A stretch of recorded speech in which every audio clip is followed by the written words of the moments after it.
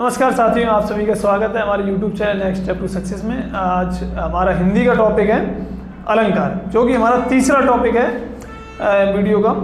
पहला हमने वर्णमाला कराया था, दूसरा हमने संधि कराया था, जिसकी लिंक आपको डिस्क्रिप्शन में मिल जाएगी। आप वहाँ पर जाकर के उन वीडियोज़ को देख सकते हैं और लाइक शेयर कमेंट कर सकते हैं अपने साथियों को। ठीक है, तो आज का हमारा टॉपिक क्या है? अलंकार। ठीक है, तीसरा टॉपिक है हमारा। आज हम समझेंगे अलंकार क्या होता है। तो अलंकार जो है, अलंकार अगर हम देखें तो अलंकार को हम कैसे लिख सकते हैं? देखिए, इसका विच्छेद जो होता है वो होता है अलम धन कार। क्या होता है? अलम धन कार। ठीक है, व्यंजन संधि से व्यंजन संधि है इसमें। ठीक है, ये भी देख लीजिए आप, व्यंजन संधि अलम धन कार। अलम का हमारा अर्थ क्या होता है? अलम का अगर हम अर्थ देखें, अलम का अर्थ होता है भूषण, अथवा क्या कह सकते हैं इसको, सजावट। ठीक है, तो मतलब क्या हुआ अलंकार का? अलंकार का मतलब हुआ सजावट करना। ठीक है, सजावट करना।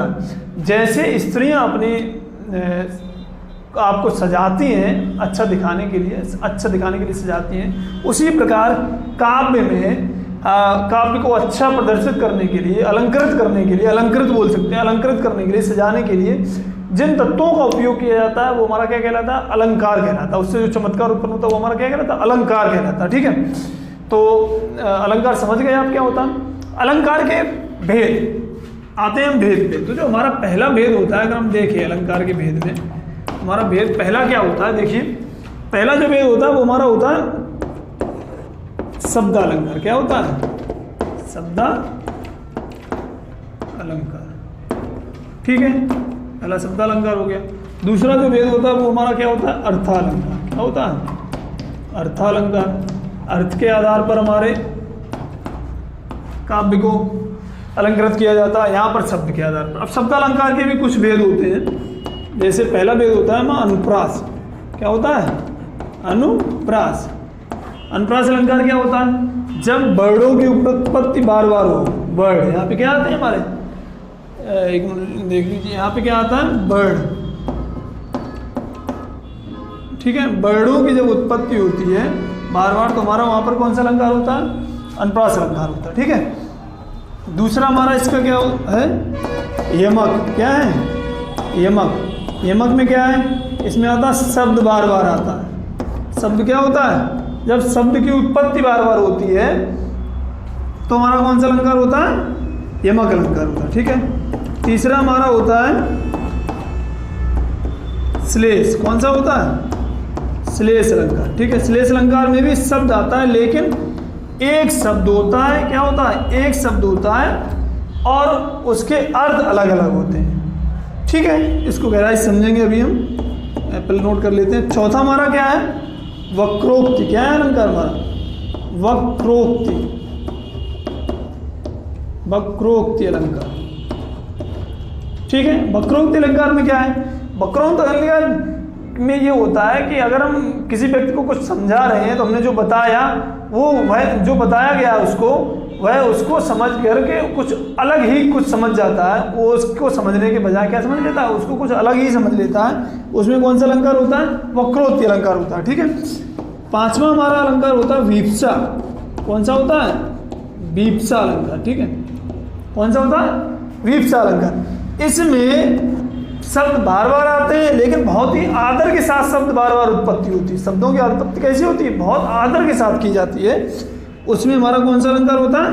वीप्सा अलंकार होता है। ठीक है, ऐसे ही अर्थालंकार के भी कुछ भेद हैं। इनको चलो हम अगले वीडियो में देखेंगे। आज हम इन 5 अलंकार के बारे में चर्चा करते हैं, शब्द अलंकार में जो भी हैं। ठीक है, तो इनको कुछ गहराई समझते हैं। चलिए आगे देखते हैं हमारे अलंकार कौन कौन से क्या क्या है। ठीक है, चलिए देखते हैं पहला। तो पहला हमारा कौन सा अलंकार था? पहला हमारा अलंकार था शब्द अलंकार। ठीक है, भेद हमारा क्या था अलंकार का? शब्द अलंकार था। ठीक है, शब्द अलंकार में हमारा कौन सा अलंकार आता है? पहला अनुप्रास। इसको समझते हैं पहले अच्छे से। अनुप्रास अलंकार क्या होता है? हमने उसमें बताया भी था पीछे। क्या बताया था? जब काव्य में क्या हो? काव्य में वर्णों की उत्पत्ति बार बार होती है। क्या होता है? वर्णों की उत्पत्ति बार बार होती है। मेन क्या है हमारा? वर्णों की उत्पत्ति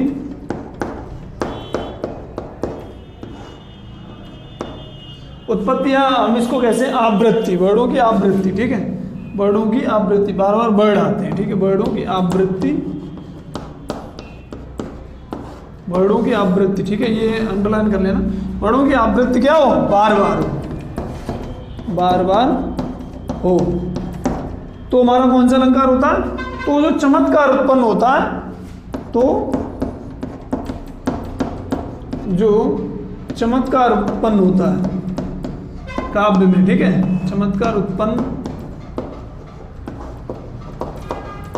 होता है, वहां कौन सा अलंकार होता है, अनुप्रास अलंकार होता है। कौन सा अलंकार होता है, आप ये तो आप समझ ही गए होंगे, इसमें तो लिखने की जरूरत है नहीं। क्या है कि तो जो चमत्कार उत्पन्न होता है वो हमारा क्या कहलाता है, अनुप्रास अलंकार कहलाता है, ठीक है। क्या हो, ये ध्यान रखना, इसमें मैंने क्या है, वर्ड, वर्ड मतलब अक्षर बार बार आते हैं, जैसे का बार बार आ गया, ता बार बार आ गया, पा बार बार आ गया, अगर ऐसे वर्ड बार बार आते हैं तो हमारा कौन सा अलंकार होता है, अनुप्रास अलंकार होता है, ठीक है। जैसे उदाहरण में अगर हम देखें तो उदाहरण हमारा हो सकता है, जैसे तरनी तनुजा तट तमाल बहुत आता है, तरनी तनुजा तट तमाल तरवर बहु छाए, तरवर बहु छाए। यहाँ देखिए ता जो वर्ड है वो हमारा क्या आ रहा है, बार बार आ रहा है, देखो यहाँ पे ता है, कितनी बार आ रहा है, देखो 5 बार आ रहा है, तरन तनुजा तट तमाल तरवर बहु छाए, तो यहाँ पे क्या है, अनुप्रास अलंकार है, ता की उत्पत्ति बार बार हो रही है, इसलिए यहाँ पे क्या हो गया, अनुप्रास अलंकार हो गया। जैसे हम दूसरा देख सकते हैं, दूसरा हमारा क्या है, देखिए दूसरा हमारा अलंकार हो सकता है, उदाहरण अगर हम देखें तो हमारा और क्या है,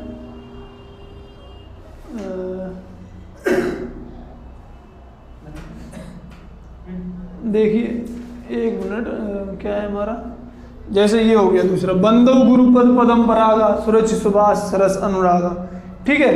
तो इसमें भी देखिए कौन कौन से सा वर्ड जो है बार बार आ रहा है, जैसे क्या हो गया, बंदो गुरुपद पदम परागा, बंदो गुरु पद पदम परागा, पदम परागा, सुरुचि सुभाष, सुरुचि सुभाष, सुरुचि सुभाष, सुभाष सरस अनुरागा, क्या है, सुरुचि सुभाष सरस अनुरागा, ठीक है, अनुरागा। देखिए यहाँ पे क्या है, देखिए पा आया हमारा बार बार, यहाँ पे सा देखिए आपका बार बार आ रहा है, ठीक है। तो जब वर्ड की उत्पत्ति बार बार होगी, वर्ड आवृत्ति बार बार होगी, जब वर्ड हमारा किसी भी पद में बार बार आए वही वर्ड, तो हमारा क्या होगा, यहाँ पे अनुप्रास अलंकार होगा, ठीक है, समझ गए आप अच्छे से। तो आप वर्डों की उत्पत्ति पे विशेष ध्यान दें, जहां पर भी वर्ड आएगा वहां पे हमारा क्या होगा, अनुप्रास अलंकार होगा, ठीक है। चलिए अगला देखते हैं, अगला हमारा कौन सा अलंकार है, देखिए चलिए हम देखते हैं। अभी हमारा फिर से हम क्या लेते हैं, अनुप्रास अलंकार ही लेंगे, इसलिए लेंगे अनुप्रास अलंकार का हमने आपको ऊपर का बता दिया। अनुप्रास मेन क्या है, हमारा वर्डों की उत्पत्ति बराबर होती है, लेकिन अनुप्रास अलंकार में भी कुछ भेद होते हैं, वो भी हमारे पूछे जाते हैं परीक्षाओं में। तो अनुप्रास अलंकार के हमारे कितने भेद होते हैं, हमारे अनुप्रास अलंकार के 5 भेद होते हैं। कौन कौन से, देखिए 6 का अनुप्रास,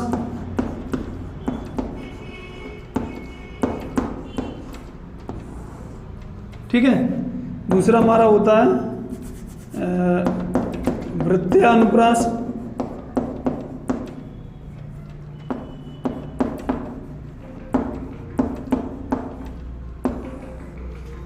तीसरा हमारा होता है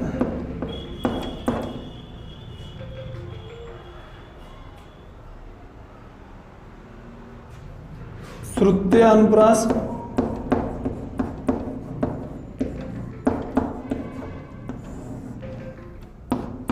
चौथा हमारा होता है अंत्य अनुप्रास,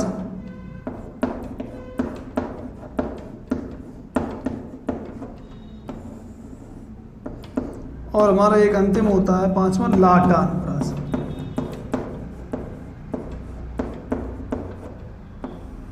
लाटा अनुप्रास। ठीक है, चलिए देखते हैं ये इसमें क्या क्या है। चलिए देखते हैं हमारे क्या क्या है। ठीक है, तो 6 का अनुप्रास क्या होता है, अभी हमने इससे पहले बताया था आपको अनुप्रास में क्या बताया था कि वर्णों की उत्पत्ति बार बार होती है। ठीक है, तो इसमें भी सभी में होगी तो वर्णों की उत्पत्ति, लेकिन अगर अलग अलग आ जाता है हमारा क्वेश्चन में कि ऐसे ऑप्शन दिए जाएं और हमने दे दिया कि तरन तरंजा तमाल तरवर बहुछाए, तो कौन सा अलंकार है। ठीक है, तो इसमें हम कैसे बता पाएंगे, इसको अलग अलग कैसे पहचानेंगे, तो उसी से जुड़े हुए हैं। तो हम इनको देख लेते हैं इसके भेद में कि जो 6 का अनुप्रास होता है वो क्या होता है। 6 का अनुप्रास है, 6 का अनुप्रास जिस रचना में एक वर्ड 1 या 2 बार आए, ठीक है, या 1 से अधिक वर्ड बार बार आए, बार बार आवृत्ति हो रही है उनको, क्या होगा, एक वर्ड 1 या 1 से अधिक, ठीक है, क्या कह सकते हैं, 1 या 1 से अधिक वर्डों की आवृत्ति। जब 1 या 1 से अधिक वर्डों की आवृत्ति होती है तो वहां पर हमारा कौन सा अलंकार होता है, 6 का अनुप्रास अलंकार होता है। 6 का अनुप्रास अलंकार होता है। ठीक है,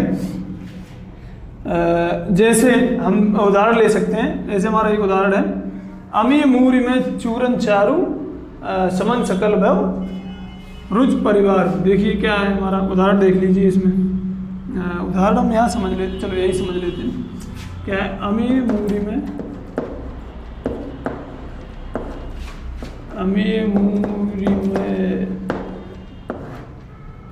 मूरी में चूरन चारू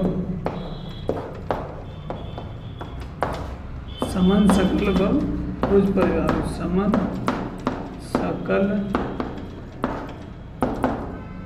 भव रुच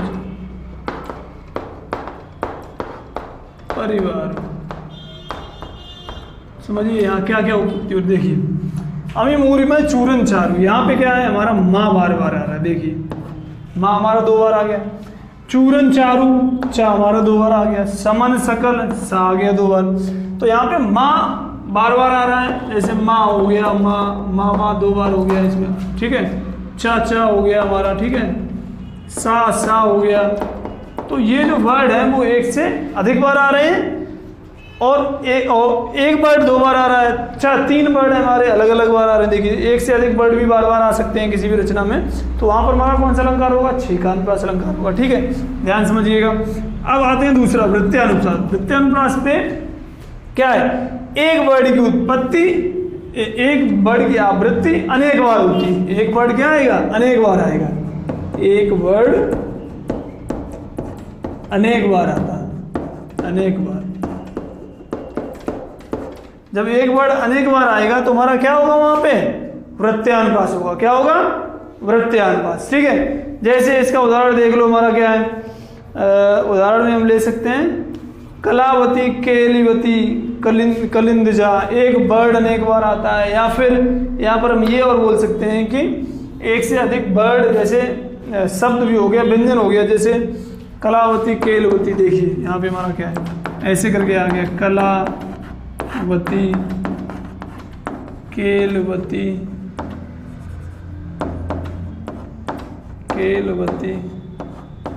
कलावती, केलवती, कलिंदजा।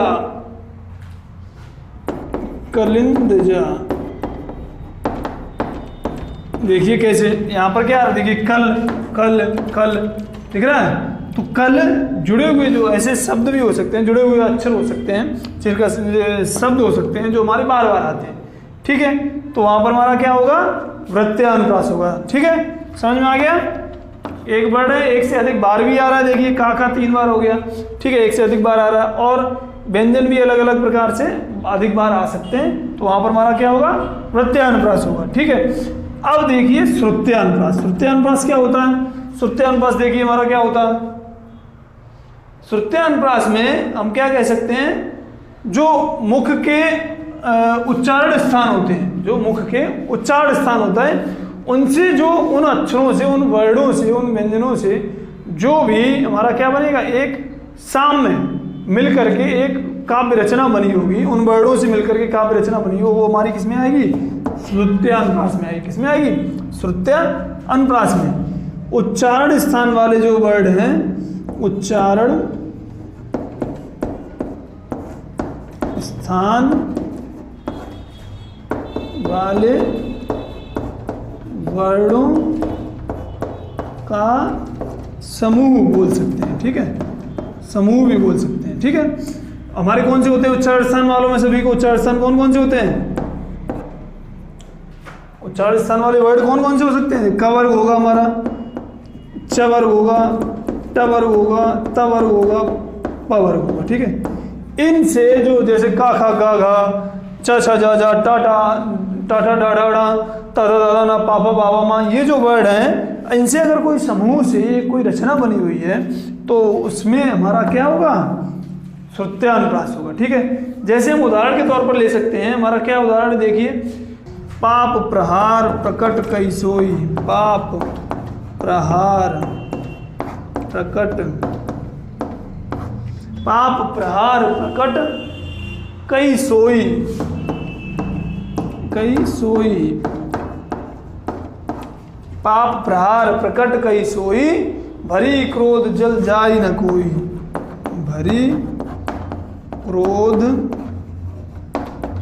जल जाई न कोई। देखिए क्या है यहाँ पे, अब देखिए पा पा पा हमारा पा वर्ग से आता है, पा हो गया। हाँ, इसमें कुछ अक्षर हमारे उसके अलावा उच्चारण स्थान के अलावा सारे अक्षर उच्चारण स्थान से ही आते हैं। वैसे देखिए प्र क ट आ गया, स छोड़ दीजिए, आप ज देख लीजिए, का देख लीजिए, ये सभी क्या है? ये हमारे जो हैं वो हमारे उच्चारण स्थान वाले वर्ड हैं। ठीक है, क च ट त प वर्ग से ही आते हैं। ठीक है, तो इससे जुड़ा हुआ अगर कोई हमारा रचना बनी हुई है, वाक्य रचना है, तो हमारा वो किस में आएगा? श्रुत्यानुप्रास में आएगा। ठीक है, समझ गए? अब अंत्यानुप्रास देख लीजिए। अंत्यानुप्रास से स्पष्ट है, इसका मतलब क्या? अंत। अंत में अगर हमारा क्या हो जाए, अंत में एक ही वर्ड और एक ही स्वर के अक्षर आ जाए, एक ही वर्ड या एक ही स्वर के अक्षर आ जाते हैं अंत में। ठीक है, किसी भी वाक्य रचना में अंत में हमारे एक ही वर्ड या स्वर के अक्षर आ जाते हैं, तो वहां पर कौन सा अलंकार होता है? अंत्यानुप्रास होता है। यहाँ लिख भी देते हैं, अंत में एक ही वर्ड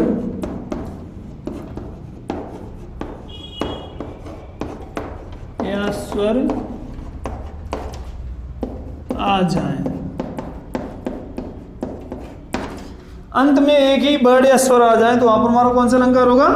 श्रुत्यानुप्रास होगा। ठीक है, अरे सॉरी, अंत्यानुप्रास होगा। क्या होगा? अंत्यानुप्रास। ठीक है, इसका उदाहरण भी देख लेते हैं। उदाहरण देखिए क्या है, गुरु पद, गुरुपद मृदु मंजुल अंजन, मंजुल अंजन, गुरुपद प्रदु, गुरुपद मृदु मंजुल अंजन, नयन अमी, नयन अमी द्रगु दोष विभंजन। देखिए अब देखिए अंत में, अंत वाला शब्द कौन से हैं? अंजन और भंजन।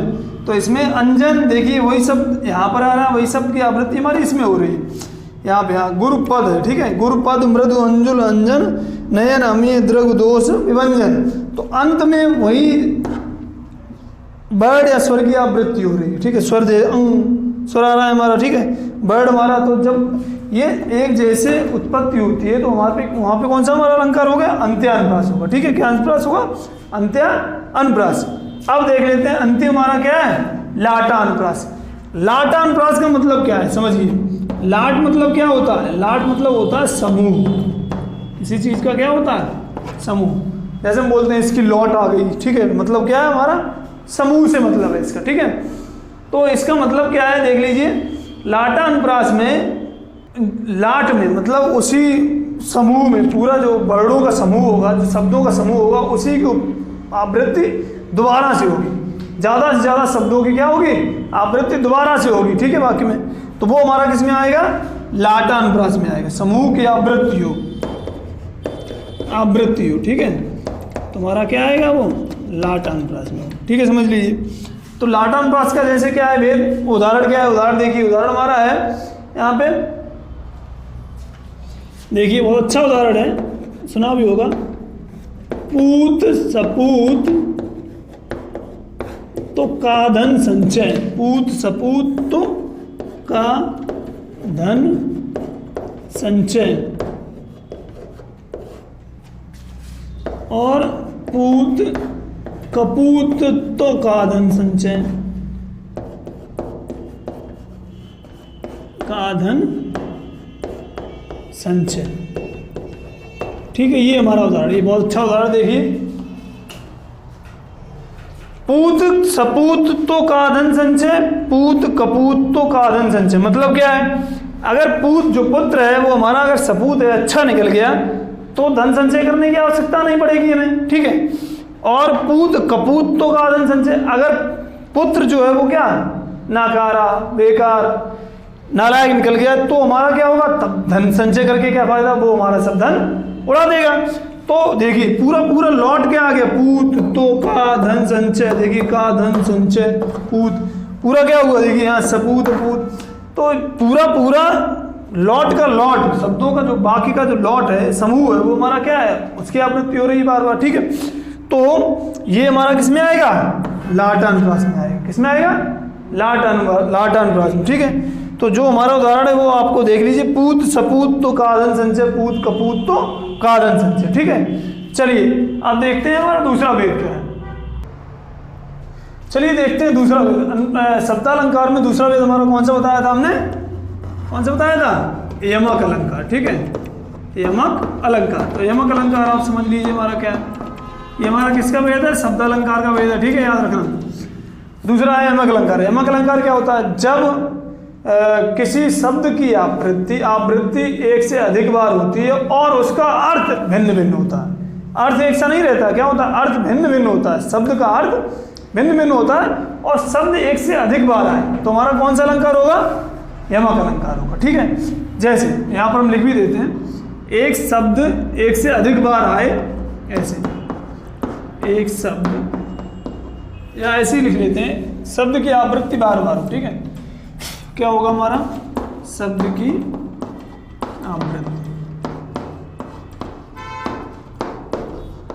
आवृत्ति एक से अधिक बार हो, ठीक है, एक से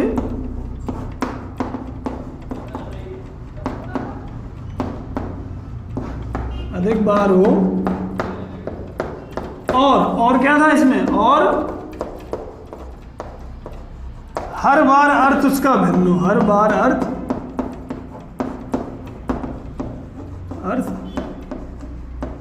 भिन्न हो, तो वहां पर कौन सा अलंकार होता है, यमक अलंकार होता है। जैसे उदाहरण के तौर पे देख लें, हमारा बहुत ही प्रसिद्ध उदाहरण है एक हमारा, कनक कनक ते सौगुनी, कनक कनक ते सौगुनी मादकता अधिकाय, सौगुनी मादकता अधिकाय, अधिकाय जा पाए बोराए जग बा पाए बोराए, या ता खाए बोराए जग ता खाए बोराए बोराए जग बा पाए बोराए।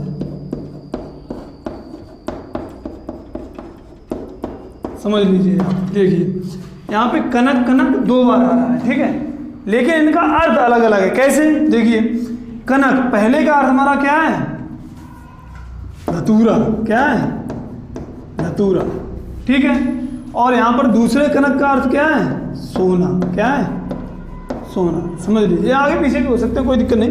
देखिए कनक कनक ते सौगुनी मादकता अधिकाय ता खाए बोराए जग बाप आए बोराए।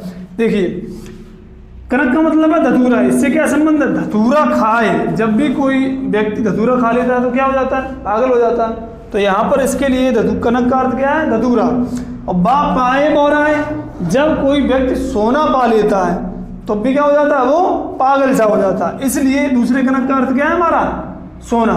ठीक है, तो शब्द तो 2 बार आया है और दोनों का अर्थ भी अलग अलग है, तो हमारा यमक अलंकार है। ठीक है, जैसे दूसरा भी हो सकता है, उदाहरण हमारा क्या हो सकता है? ते 3 बेर खाती थी, वे 3 बेर खाती हैं। देखिए दूसरा उदाहरण हमारा क्या हो सकता है? देखिए, ते 3 बेर खाती थी, वे 3 बेर खाती हैं। बेर खाती है, मतलब क्या है समझिए। पहले 3 बेर का मतलब क्या है? पहले 3 बेर का मतलब है यहाँ पर 3 संख्या में 3 बेर खाती है। और दूसरे 3 बेर का मतलब क्या है? वो 3 बार खाती हैं। क्या कर रही है? वो 3 बार खा रही हैं। ठीक है, ते 3 बेर खाती, वो संख्या में 3 बेर खाती थी। कितने बेर? 3 बेर हैं, और वो उनको कितनी बार खा रही है? 3 बार खा रही है। ठीक है, समझ गए? तो दोनों बार 3 बेर, और 3 बेर का मतलब क्या है? अर्थ क्या है? अलग अलग। यहाँ 3 बेर संख्या में है और वो 3 बार है। 3 बार कोई काम करना। ठीक है, 1 बार किया, 2 बार किया, फिर वो 3 बार किया। ठीक है, तो दोनों जगह हमारा 3 बेर का अर्थ क्या है? अलग अलग है। ठीक है, चलिए दूसरा अगले अलंकार पे आते हैं। क्या चलिए अगला हमारा वेद क्या है शब्द अलंकार में? तीसरा वेद है हमारा श्लेष। ठीक है, श्लेष का हमने अर्थ बताया था। श्लेष का मतलब क्या होता है? चिपकना। श्लेष सुनाओ, श्लेष बोलते हैं। श्लेष का मतलब क्या होता है? चिपकना। ठीक है, इसका यहाँ पर क्या अर्थ है? श्लेष किसी शब्द में एक ही शब्द उपयोग में लाया गया हो, लेकिन उस शब्द से उसके अर्थ अलग अलग हो। ठीक है, मतलब एक ही शब्द से 2 अर्थ चिपके होना हमारा यहाँ पर लिया गया। ठीक है, तो श्लेष मतलब होता है, यहाँ पर लिख भी लीजिए, क्या होता है? चिपकना। ठीक है, एक शब्द से एक से अधिक अर्थ चिपके होंगे, उससे हमारा क्या होगा? श्लेष अलंकार होगा। ठीक है, एक शब्द से 2 अर्थ निकले। क्या अर्थ निकले? 2 अर्थ या 3 अर्थ। ठीक है, या 2 से ज़्यादा भी निकल सकते हैं। 2 अर्थ निकले, कम से कम 2 तो निकलेंगे। ठीक है, तो वहाँ पे क्या होगा? हमारा श्लेष अलंकार होगा। जैसे हम उदाहरण दे सकते हैं, उदाहरण समझ लीजिए जल्दी से। उदाहरण हमारा क्या है? मंगन को देख, मंगन को देख,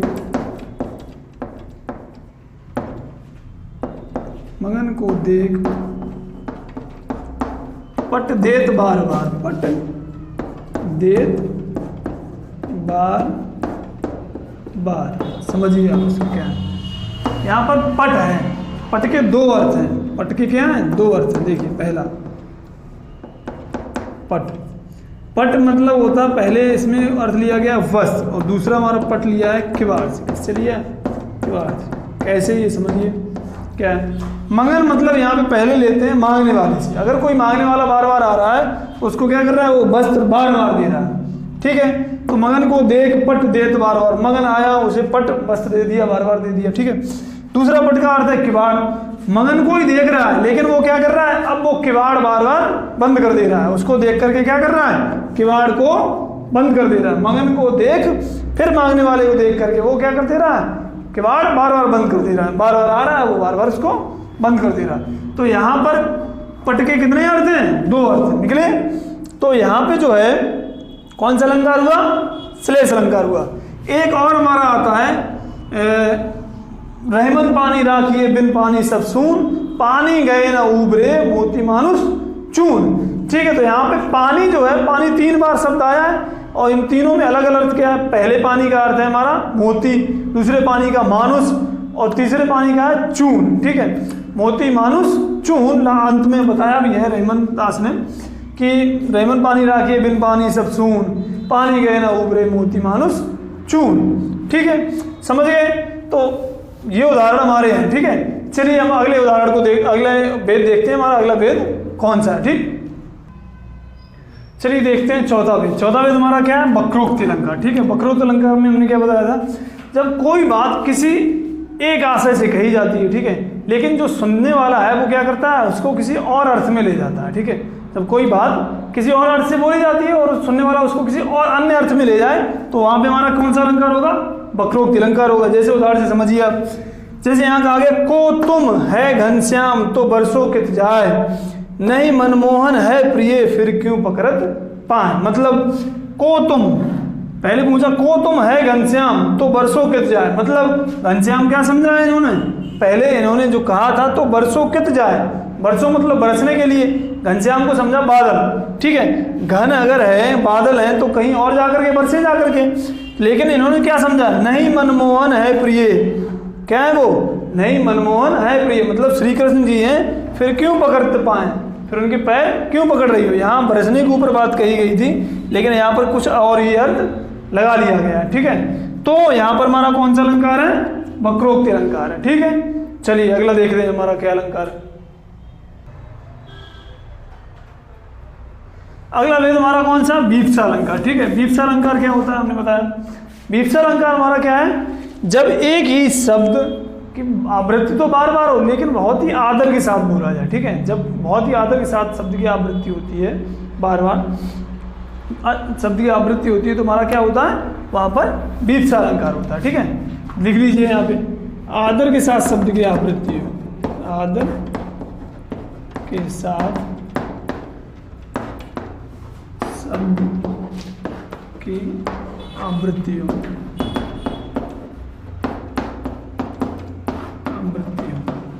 तो हमारा कौन सा होगा, वीप्सा अलंकार होगा। जैसे उदाहरण देख लें, उदाहरण हमारा कौन सा है, देखिए यहाँ पर दिया है, हा हा इन्हें रोकन को टोक न लगावो तुम, क्या है, हा हा, हा हा इन्हें रोकन को टोक न लगावो तुम, रोकन को टोक न लगावो तुम।